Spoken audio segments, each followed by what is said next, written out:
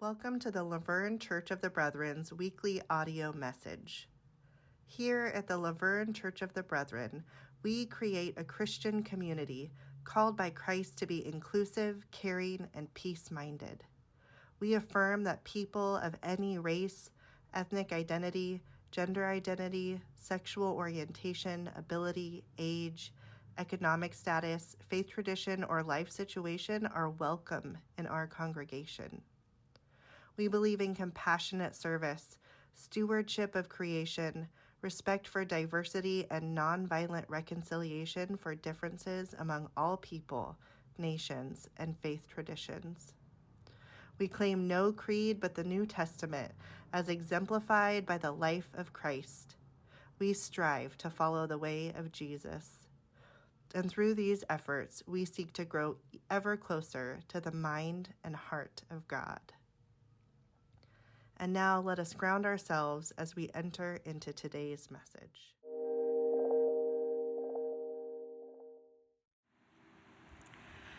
Peace Camp is a special time at this church, a time for this community to come together to bring the lessons of peace, justice, and nonviolence to a new generation of peacemakers. None of this would be possible, though, without all of the time, energy, and resources that the volunteers and ULV students pour into this camp and these campers. Today, we are going to hear from 3 of these people who helped make Peace Camp such a success.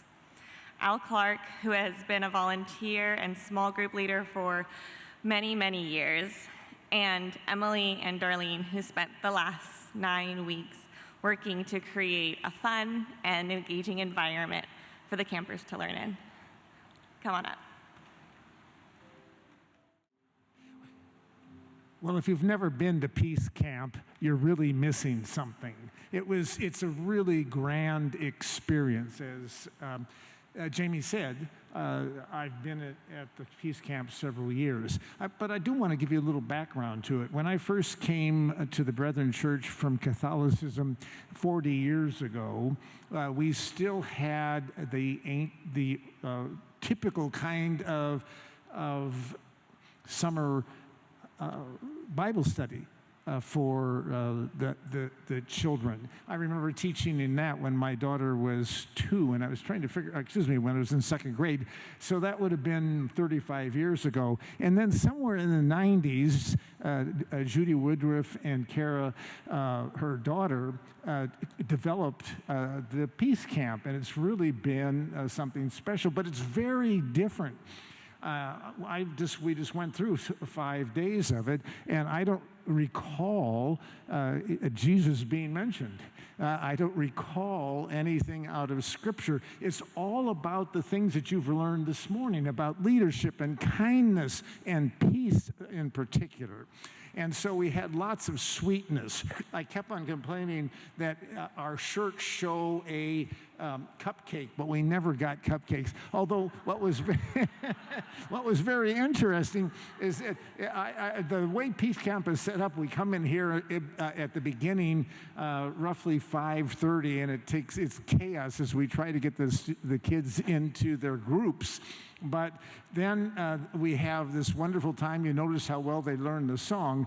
Come on, no one could ever learn that song. But it was wonderful, and having it come from all over the world, from Ghana and Australia and Mali, and even from California. There was one from California. So that was very interesting. Then we did these icebreakers, and I tell you, these students here who created these icebreakers, it was some of the best that I've ever seen. One of the most fun ones is they put questions on beach balls, or kind of elongated beach balls, and the children threw them at each other, and wherever their hand landed, they had to answer the question. They weren't difficult questions. Things like, what's your favorite color, and this sort of thing. That was fun. And then they had a Candyland game, which was over here in the room to the side. I wish they'd left it up because it was just like Candyland. Well, some of you may have remembered Candyland with your children and your grandchildren and so forth. But in any case, there was a die about this big, and the children had to throw it, and then they would move the piece along, and whatever color came up, they had to do a number of different activities, such as go outside and yell, peace, we want peace now, this sort of thing. So that was really quite fun. There were also a number of interesting things, like in the castle day, we had to build castles. And what do we build them out of? Marshmallows and spaghetti. Now, I had the fourth and fifth grade, the fourth, the 4-year-olds and the 5-year-olds. You can imagine the marshmallows and so forth. But I'd like to stop right there and tell you, Clayton, if you read Clayton's statement, Clayton was in my group. Clayton is so young he can't read or write. He's 4 years old. And yet, here he is in the bulletin. The only thing else I want to say is to tell you very briefly about the activities that I most enjoyed. We went out to the Peace and Caris Garden, and Glenn and his wife gave us a wonderful tour. And since many of the fruits were not currently in season, Nancy brought fruits from the store, and we each got to taste the various fruits. Most of the vegetables were in season, so the vegetables were there. The other one I'd like to end on, because I've already talked longer than I should, as you well know I can see in your, as a professor, I know when people's eyes glaze over that it's long past time. But in any case, one of the activities in the kitchen was to make cookies and ice cream. Well, cookies are really straightforward, right? So that wasn't anything. But here, every child made their own ice cream in a plastic bag. The ice cream itself was in a smaller plastic bag, put in a larger plastic bag with lots of ice. Well, you can imagine the 4- and 5-year-olds with this. It was really quite dramatic. So I'd like to end by saying, if you've never been to Peace Camp, put it on your bucket list for next year. Thank you. Hi everyone, my name is Emily, and I'm one of the summer service students that's been working here for the past 9 weeks and kind of preparing everything for the Peace Camp. Naturally, I've never experienced Peace Camp before, and I wasn't really sure of what to expect. So before it started, I thought that the biggest thing we'd probably be doing is teaching kids about peace. It's in the title, just Peace Camp.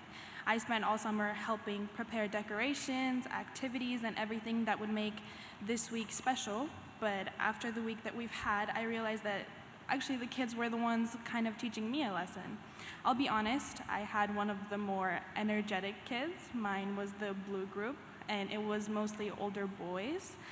And I'll never forget that first day where everyone was playing the Candyland game, and one of my campers was sitting here in the corner just crying because he didn't want to be here, and he was just so exhausted from the day he had, and he kept saying that Peace Camp was boring and he didn't want to be here. And in that moment, I remember thinking, he doesn't need someone to tell him to stop crying and rush him to do all the activities, He just needed someone to meet him where he's at and kind of just sit next to him and talk about why he's feeling that way.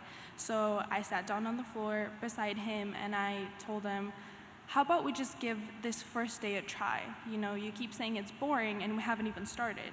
And I said, if you don't enjoy it and you don't end up having fun today, you don't have to come back. Now, I knew he was going to have fun because we were painting the wall, and if you know, kids love painting on things they're not supposed to. Except here, that's exactly what we want them to do. We want them to get those paintbrushes and paint the whole wall and kind of leave their mark on the church, so that's what we did. By the end of the day, he was laughing, painting the mural, just smiling, running around, and every morning after that, he'd run up to me and ask me what we were doing that day. Now, watching that change in him reminded me that sometimes the greatest act of peace isn't something big or dramatic. It's just simply about meeting someone where they're at and choosing to be patient with them when they're having a hard time and just letting them know that they're not alone. Throughout the week, I watched kids who were nervous become confident, and I experienced so many small moments of kindness, whether it was like a smile or a hug or just seeing them have fun. I remember one of my kids, Betsy, before I started Peace Camp, if you know, every Sunday we're in the yellow room with the kids. I remember that first day she met me, I don't think she was my biggest fan. She straight up just asked to go and sit with her parents. But then that second time that she got to spend more time with me, she asked me to be one of her group leaders. And that actually meant a lot to me because it meant I made a change or I did something that the kid liked. It was some kind of an impact. Now, after this week, that's definitely one of the kids that I probably bonded the most with, spent the most time with, and just watching her change from wanting to go and be with her parents to just randomly running up to me and giving me a hug or wanting me to play with her or telling me about her day, watching those kids change and open up to you, I think it's such a special moment that I didn't think I would learn here. I came into this week hoping I would make a difference in these kids' lives, but the truth is that they made a difference in mine. I think they reminded me to slow down, to be present, to choose patience over frustration, and to never underestimate how much one small act of kindness can change someone's entire day. So while Peace Camp may have only lasted a week, I know that these moments are going to stay with me for a long time, and I'm so grateful for each and every single one of your child, for every volunteer, and everyone who just made this week possible. And I want to thank you, parents, for allowing these incredible kids to spend the week with us and for trusting us with them. I know how much kids mean to you. And they truly gave me some more than I could have ever given them, so I just want to say thank you. And I truly hope that they learn something from us because I know that without a doubt, I learned something from them. So thank you. Good morning, all. My name is Darlene, and I just want to say how thankful I am to have been a part of Peace Camp this year. It was truly an unforgettable experience, and I'm grateful I had the opportunity to be involved. What stood out to me the most was seeing the kids become advocates for kindness, peace, and their community. Throughout this week, they wrote letters to mayors and other local representatives to let their voices be heard, put together care packages for children and adults in need, and even participated in a peace march around the neighborhood to spread the message that we're all neighbors and that peace starts with each of us. Seeing young people speak up for what they believe in and genuinely care about makes a difference and gives me so much hope for the future. They're learning that no matter how young they are, their voices matter, and that's something I know they'll carry with them long after Peace Camp. I also had such a great opportunity to have set and create everything up with Emili before camp started, especially bringing the Candyland theme to life. It definitely took a lot of planning, creativity, and teamwork, but seeing the excitement on the kids' faces made all the hard work worth it. Watching everything come together was incredibly rewarding. And I think it's also safe to say that this experience has also prepared me for parenthood someday. If my future kids ever tell me they don't know how to make a poster or build a school project, nice try, they definitely won't have any excuse. Finally, I want to give a special thank you to Jamie. Thank you for your kindness, patience, and understanding, and for being such an amazing leader. The love and dedication you put into coordinating Peace Camp was evident in every detail, and it's because of your hard work that so many kids were able to have such a meaningful experience. Thank you for leading with such a caring heart. And anyways, thank you so much for giving me the opportunity to work with your kids, and it was such a blessing to just have so many lessons learned throughout the whole experience, and it was just a very beautiful experience that life could give me. So thank you.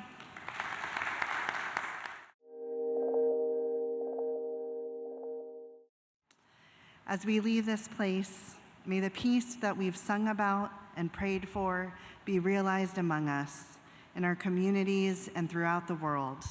And may each of us, children and adults alike, walk together in the ways of peace. May it be so.